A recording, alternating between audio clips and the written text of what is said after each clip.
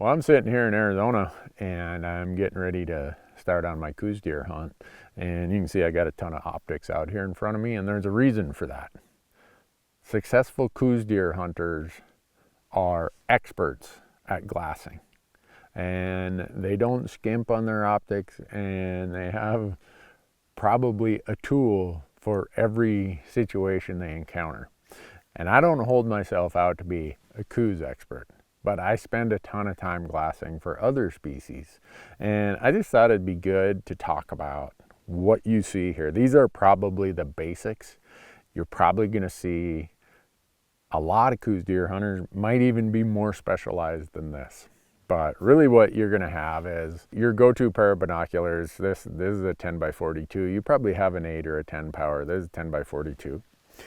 Most of the people who hunt Coues deer or do a ton of glassing have a big set of binoculars here. This is a 15 by 56. You're obviously going to have a rangefinder. This is a 2800. I would never shoot 2800 yards, but you want to have a good quality rangefinder. These binos have a rangefinder built into it. And then you definitely want to have a high quality spotter. This is an 80 millimeter. It's 27 to 55, which is adequate for this for sure. And also it has an adapter on it that is a digiscoping adapter. And you'll see us using this all the time. We use it every hunt we go on, pronghorn, elk, you name it, we're using that. So you'll see another thing is that every one of my plates, whether it's here, whether it's there, whether it's here, they all fit the same. In other words, this head, and I don't care what head you use, just make sure you have multiple plates so you're not having one plate that you gotta switch back and forth. So the normal routine is I'm hiking in, I'm using this 10 by 42. When I really sit down for a big glassing session and I'm gonna grid everything, you'll see I got a post mount here. Here I have a strap mount. There's all kinds of ways to mount binos to a tripod, but the key is to have them on a tripod. And once I sit down and get to my glassing spot, this 15 by 56, I'm just gonna be behind them all day long, just glassing. And again, you've heard it said many times, the beauty of doing it on a tripod is how easy it is to grid, and you're going to get different opinions. Some people go and they look around the entire field of view, and then they move their tripod a little bit to the left or right. Some people, once they're done, they go down and look, down and look, down and look, and then they come over and then they work their way back up. So whether you start horizontally and come back and go back and forth horizontally, or you do vertically, doesn't really matter in my mind. I'm more of a horizontal person. I know a lot of people, they say, no, I'm a vertical guy. That's fine. The whole idea is to make sure that you are putting the time, you're slowing down, you're focused, and you're just using your eyes to look around the entire field of view. And you're examining everything.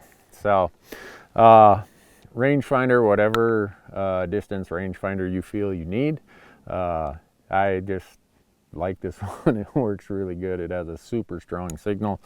And I think that pretty much covers it. If you're looking for accessory things, a butt pad to be comfortable is super helpful. I don't care where you're glassing, but here in Arizona, there's a lot of stuff that will poke you and stick you. Having a butt pad is really, really helpful.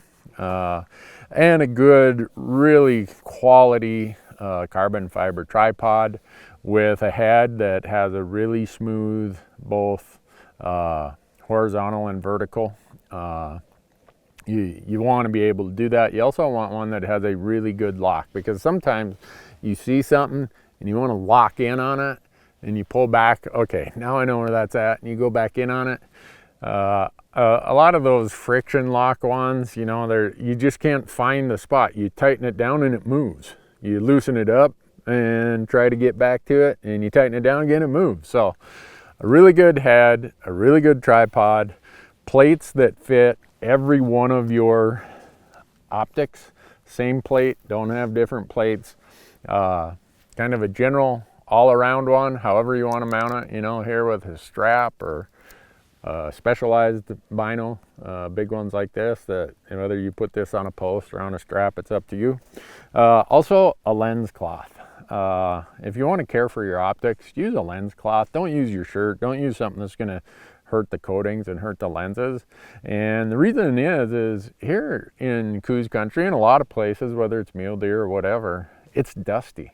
And you start having that sun get a little bit lower, you want to have a lens cloth to get all that dust off your lens. It's hard enough to glass, let alone having a dirty lens.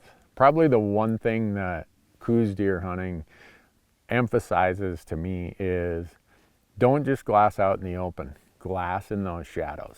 These little buggers, they're real grayish colored, so you get them in a shadow and they blend in so well.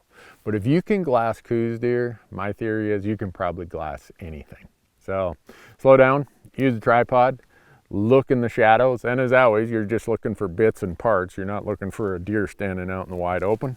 And have the optics that fit what you need, and make sure you're comfortable, and that should work. Good luck.